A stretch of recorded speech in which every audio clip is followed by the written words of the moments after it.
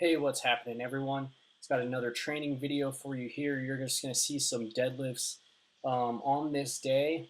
It was this past Monday, so we're talking 2 days after my last deadlift session. Because I can't squat, I figured why not do more deadlifts, and I'll talk a little bit more about that why at the end of the video. But anyways, this is just 295 pounds on the bar, doing 4 sets of 6 repetitions with 295. Now, why 295? That's about 50% of 585, which I pulled last Friday. And, I didn't want to do anything too heavy, and I didn't want to do too much volume, so that's why I did that 4 sets of 6. I did this beltless. The deadlifts were feeling pretty difficult, mostly because I was broken off a little bit from the deadlift party that I threw myself on Friday, but wanted to come in and get some more repetitions in, just get more volume in, just put a little bit more stress on my posterior chain and just work on this deadlift. Not necessarily for the sake of getting better at deadlifting, but a lot for the sake of just making my knee feel better. So with these deadlifts, kind of what's going on inside my head is just making sure that I'm staying tight, I'm bracing my abs, I'm using my lats to just kind of hold that bar in close to me, but not necessarily drag it up my shins and my thighs. But definitely want to make sure that my lats are tight and I've got a lot of tension in my torso. And at this weight, those are all things that you can actively think about while you're lifting. Now I chose to go with the straps mostly because my hands were a little beat up. So we're going to go fast mode here. What you're going to see is a bunch of accessory work here that I'm doing to work on this knee problem that I've got. Not necessarily to get stronger, but just to make that knee feel better. And part of that, I guess, is also making the knee itself stronger. So here doing, I think I did 3 sets of 10 with the rear step lunge with just that barbell. It's limiting the knee flexion. My knees are pretty much staying at parallel or above in terms of that hip flexion, and therefore my knee angle, isn't anything sharper than 90 degrees, I think. So that's good for the knee, but at the same time getting a lot more glute and hamstring activation on that lunge, and so that's going to be helping out with that. These are some leg curls you're seeing here. Picked up these weights over at Walmart. They're fucking awesome, actually.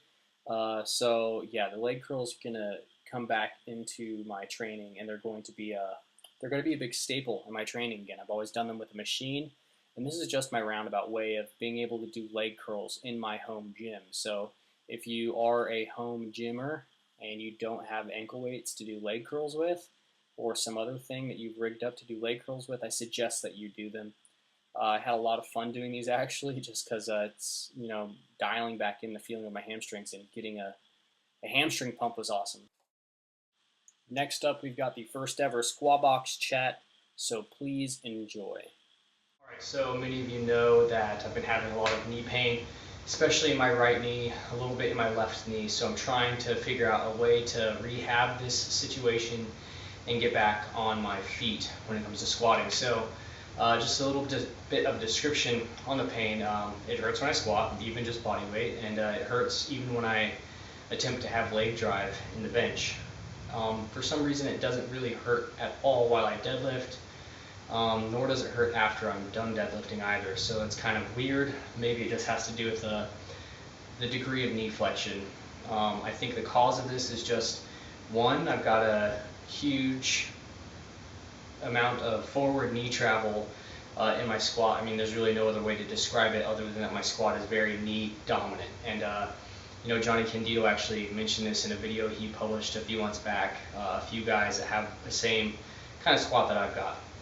Now, historically, I've always done a bunch of leg curls and other posterior chain stuff to help me, I guess, balance that situation, and my knees have always remained pretty healthy.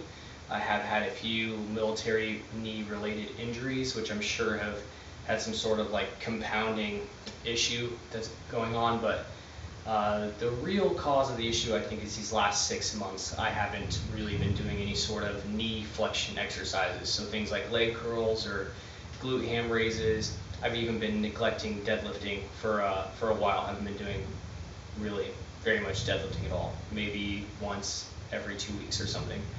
So how am I going to go about resolving this issue? I'm going to be using this bad boy right here. This is a special tool I've got going on. So, so heavy. This might look just like a normal kind of foam roller that I've rigged up, but it's full of sand and 2 8-pound dumbbells. And so it weighs about 40 pounds or so, and rather, those damn Harley Davidson drivers. Rather than be a normal foam roller where you have to roll around on the ground like an idiot and you can't really do much of anything, I kind of devised this really heavy rolling pin so that way I can just kind of prop my leg up on my coffee table and foam roll my quads while I just watch TV. So it works pretty good. Demo that for you. So this guy right here, about 40 pounds, just do this, just zone out, watch some Portlandia, Ancient Aliens, you know, all that really high quality television that we all enjoy. So just do this really until I forget that I'm doing it. At that point in time, it's probably been about 30 minutes, and then I realize like, oh shit, I've been foam rolling that same leg for 30 minutes, and then I'll go ahead and switch legs. But this guy right here, it's pretty heavy. And then I've got somewhere around here a bicycle inner tube that I cut right here. I found it.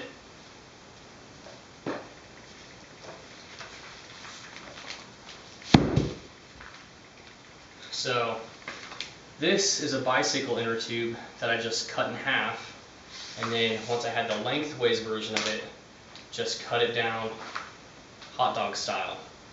And then once you do this, it's really cheap voodoo floss. So bicycle inner tube at Walmart I think is like $2.50. If you want this the same amount of that fancy voodoo floss, you know, you're going to be looking at a whole lot more money. And this, you know, I just roll up like a knee wrap and then put it on like a knee wrap super tight. And this is that compression element in that RICE acronym for treating injuries, which is rest, ice, compress, elevate. So on this, I'll usually just start at the bottom. Come on. Pull it tight. And then just go up.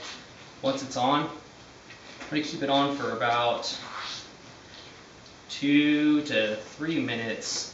I suppose that might be a little, I don't know. I've read people going up to 5 minutes. But for me that seems a little long and a little dangerous. You know, 2 minutes is alright with me. So I'll roll it up nice and high on my leg. After this, I just try to bend it as much as I can and kind of just work through a more full range of motion. You know, kind of just like wiggle around, all that good stuff, and just generally just let it be compressed for a short while. Yeah. So those are the two like recovery things. Now when it comes to like actively working on adding corrective exercises into my programming, doing a lot more deadlifting now. So probably looking at 2 to 3 times per week deadlifting. I just deadlifted up to 585 for a relatively clean but hard single on Friday. Today took about 50% of that, 295, and I did 4 sets of 6, and really low volume. Very low intensity, but just want to get more pulling in, more posterior chain work in, because I feel like that's the answer to help this bad boy out. Now, what's also going on, these guys, whoa, man, that was loud. These guys right here, some cheap little ankle weights from Walmart. Just strap these guys on. Saw those in the video. I got the heavy 20-pound ones, because I'm a power lifter and that's what we do, right? I'm just kidding. That's obnoxious. No, I got the 20-pound ones because I figure it allowed me to go up to 40 pounds on a single leg.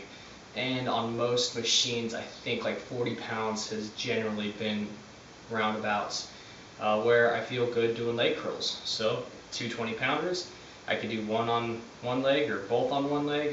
You know, just do more leg curls. I think leg curls are the answer. Just like bicep curls are the answer for elbow problems. So yeah, you guys, this knee's a piece of shit, but I'm going to try to not make it a piece of shit.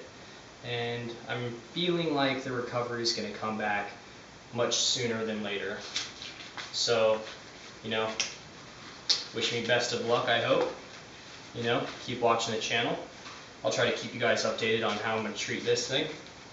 And maybe make some instructions for this, because I much prefer this giant rolling pin to foam rolling, mostly because I could do something else other than lay on the floor and roll around like a fucktard. So, hope you guys like the training video. Hope you like all this bullshit that I just talked about here. Thanks for watching.